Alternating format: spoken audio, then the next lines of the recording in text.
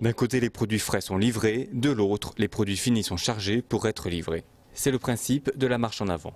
La municipalité de Saint-André l'a adopté pour sa nouvelle cuisine centrale. Les plans des locaux sont organisés de telle façon qu'il n'y a pas de croisement entre les denrées saines et les déchets.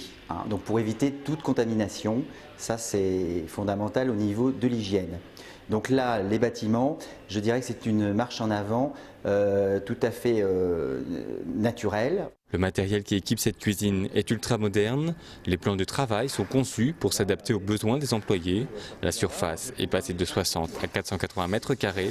Il a donc fallu un certain temps d'adaptation pour les 8 employés.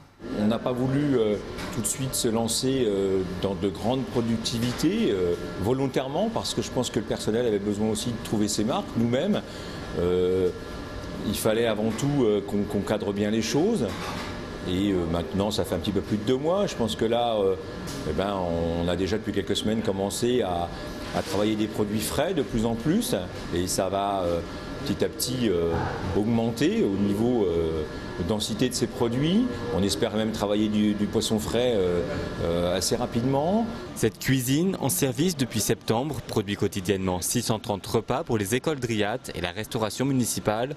L'ancienne cuisine située à côté de la mairie ne correspondait plus aux besoins. Il y a une capacité qui peut évaluer jusqu'à 800 repas, mais bien entendu c'était pour nous donner une marge de manœuvre puisque les effectifs des écoles sont en constante augmentation du fait que la population de Saint-André est aussi en augmentation.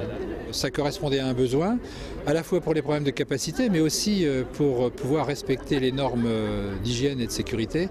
Et dans les anciens locaux, ça n'était plus possible de les faire évoluer. Les travaux ont duré moins d'1 an. Le coût total de l'opération est d'1,5 million d'euros, dont plus de 80% pris en charge par la commune. C'est quelque chose que nous attendions depuis longtemps et qui finalement est un investissement, je pense, directement profitable à la jeunesse, mais aussi qui participe à l'équipement du quartier, puisque nous sommes sur l'emplacement d'une ancienne aire d'accueil des gens du voyage. Cette cuisine est donc conçue pour nourrir les jeunes Driats au mieux. Les tarifs de restauration restent toutefois moins élevés que la majorité des communes de l'agglomération troyenne.